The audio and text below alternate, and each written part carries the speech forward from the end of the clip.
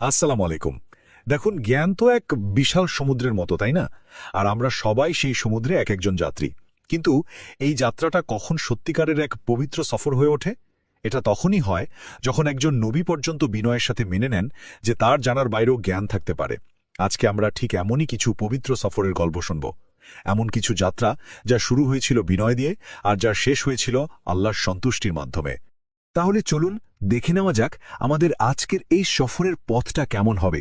আমাদের গল্পটা শুরু হবে নবী মুসা আলাইহিসসালামের এক অসাধারণ বিনয়ের ঘটনা দিয়ে। তারপর আমরা দেখব জ্ঞান অর্জনের জন্য সাহাবীরা কি ভীষণ ত্যাগ স্বীকার করেছেন। আর এই জ্ঞানের আসল রূপটাই বাকি। আমরা শিখব সর্বশ্রেষ্ঠ শিক্ষক আমাদের প্রিয় নবী সাল্লাল্লাহু আলাইহি ওয়াসাল্লামের শেখানোর পদ্ধতি থেকে। আর হ্যাঁ, এটাও জানব যে জ্ঞান হারিয়ে যাওয়ার বিপদটা কতটা মারাত্মক। সবশেষে আমরা কথা বলবো এই সফরের চূড়ান্ত পরিণতি নিয়ে, মানে কবরের সেই প্রথম পরীক্ষা নিয়ে। আচ্ছা, এই যে এত বড় একটা সফরের কথা বলছি, এর শুরুটা হয়েছিল কিন্তু খুবই সাধারণ একটা প্রশ্ন দিয়ে। কিন্তু সেই সাধারণ প্রশ্নটাই ইতিহাসের অন্যতম গুরুত্বপূর্ণ একটা জ্ঞানযাত্রার দরজা খুলে দিয়েছিল। এটা ছিল একজন নবীর বিনয় আর আল্লাহর কাছে তার আত্মসমর্পণের এক অসাধারণ উদাহরণ।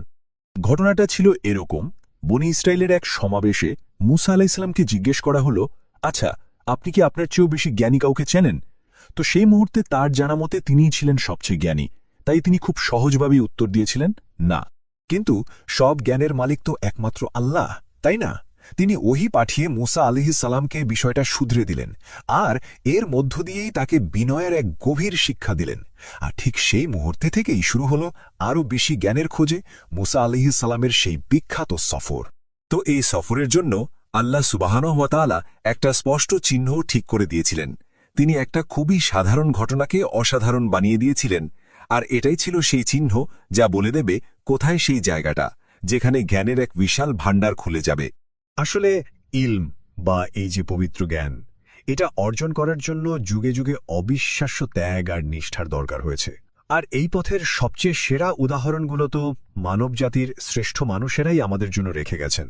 যেমনটা আমরা সূরা কাফে পড়ি, মুসা আলাইহিসসালামের সঙ্গী যুবকটি যখন বললেন, আপনি কি লক্ষ্য করেছেন আমরা যখন পাথরের কাছে বিশ্রাম নিচ্ছিলাম তখন আমি মাছের কথাটা একদম ভুলে গিয়েছিলাম, শয়তানি আমাকে এটা ভুলিয়ে দিয়েছে।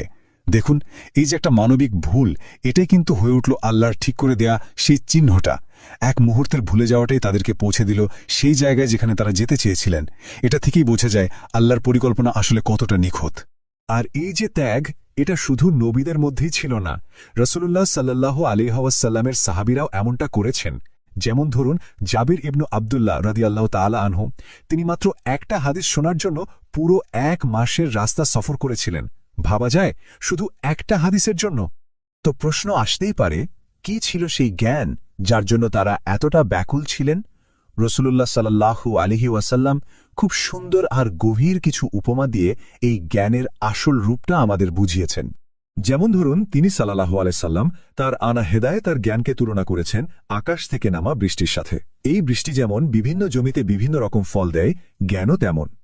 কিছু জমি খুব উর্বর, যা পানি পেয়ে নিজে তো সবুজ হয়, আবার প্রচুর ফসলও ফলায়। এরা হলো সেই মানুষ যারা জ্ঞান শেখে এবং অন্যকে শেখায়। আবার কিছু জমি আছে যেগুলো শক্ত, পানি ধরে রাখে কিন্তু নিজে কিছু ফলায় না, তবে অন্যরা সেই জমানো পানি ব্যবহার করতে পারে। এরা হলো তারা যারা জ্ঞান সংরক্ষণ করে আর মানুষের কাছে পৌঁছে দেয়। আর সবশেষে কিছু জমি আছে একদম অনুর্বর, যা পানি ধরেও রাখে না, ফসলও ফলায় না। এরা হলো সেই মানুষ যারা হেদায়েতকে গ্রহণই করে না। আর একটা খুব শক্তিশালী উপমা পাওয়া যায় একটা স্বপ্নে। নবী সাল্লাল্লাহু আলাইহি ওয়াসাল্লাম স্বপ্নে দেখেন যে তাকে এক বাটি দুধ দেয়া হয়েছে। তিনি এত দুধ পান করলেন যে তার মনে হল সেটা যেন তার নখ দিয়েও বেরিয়ে আসছে। আর বাকি দুধটুকু তিনি উমর ইবনুল খাত্তাব রাদিয়াল্লাহু তাআলা আনহুকে দিলেন। সাহাবীরা যখন এর মানে জানতে চাইলেন, তিনি বললেন, এটি হল ইলম বা জ্ঞান। সুবহানাল্লাহ! জ্ঞানকে তুলনা করা হয়েছে বিশুদ্ধ দুধের সাথে, যা আমাদের জন্য রুহানি পুষ্টি আর শক্তির উৎস।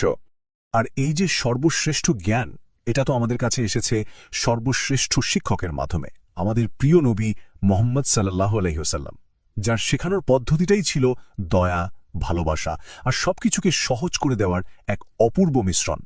তিনি তার সাহাবীদের জন্য আলাদা করে ব্যক্তিগতভাবে দোয়া করতেন।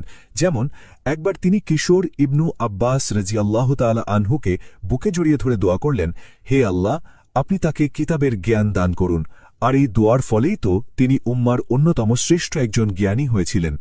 একটু চিন্তা করুন, বিদায় হজবের সেই বিশাল সমাবেশে রাসূলুল্লাহ সাল্লাল্লাহু আলাইহি ওয়াসাল্লাম তার বাহনের উপর দাঁড়িয়ে আছেন, আর মানুষ একের পর এক প্রশ্ন করে যাচ্ছে, আর তিনি কি ভীষণ ধৈর্য নিয়ে সবার উত্তর দিচ্ছেন, আর খুব সহজ করে বলছেন, করো, এতে কোনো সমস্যা নেই। সবার জন্য তিনি এতটাই সহজলভ্য ছিলেন। দিনকে সহজ করে দেওয়াটাই ছিল তার শেখানোর অন্যতম একটা বৈশিষ্ট্য।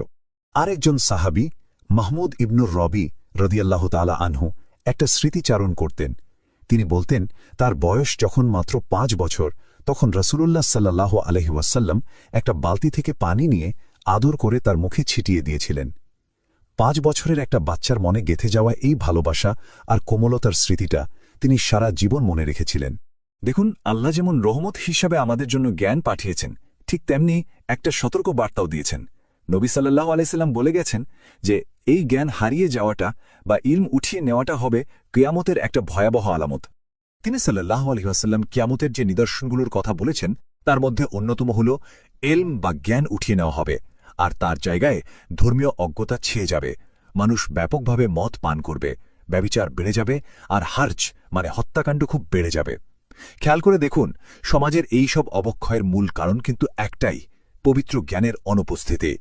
যখন ইলম থাকে না, তখন অজ্ঞতা সেই জায়গাটা নিয়ে নেয় আর সমাজকে ধ্বংসের দিকে ঠেলে দেয়।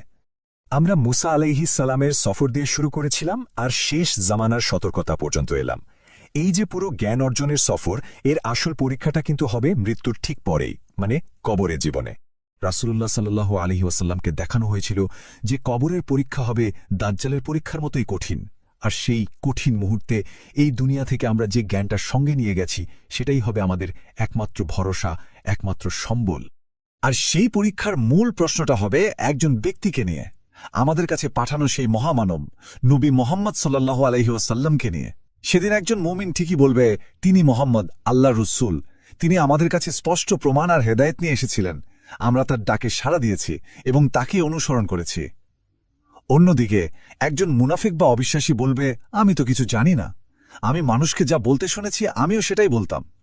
দেখুন, এই একটা উত্তরই সেদিন বিশ্বাসী আর সন্দেহকারীকে আলাদা করে দেবে। যার কাছে জ্ঞানভিত্তিক দৃঢ় বিশ্বাস থাকবে, সেই মুক্তি পাবে। আর যে বিশ্বাসী, তাকে বলা হবে শান্তিতে ঘুমাও, কারণ আমরা জেনে গেছি যে তুমি তার উপর দৃঢ় বিশ্বাসী ছিলে। যে জ্ঞানটা মানুষ বিনয় আর একাগ্রতার সাথে অর্জন করে, সেটাই তাকে এই চূড়ান্ত সাফল্যের দিকে নিয়ে যায়, পুনরুত্থানের দিন পর্যন্ত এক পরম শান্তির ঘুম। তো আজকের আলোচনা শেষে আমাদের সবার জন্য একটাই বড় প্রশ্ন থেকে যায়, আমরা কি সত্যিই সেই জ্ঞানের পথে আছি যা কবরে প্রথম মুহূর্তে আমাদের বাঁচিয়ে দেবে, নাকি আমরাও কেবল লোকেরা যা বলে তাই বলি এই দলেই আছি? আল্লাহ আমাদের সবাইকে সঠিক জ্ঞান অর্জন করার এবং তার উপর অটল থাকার তৌফিক দান করুন। আমিন।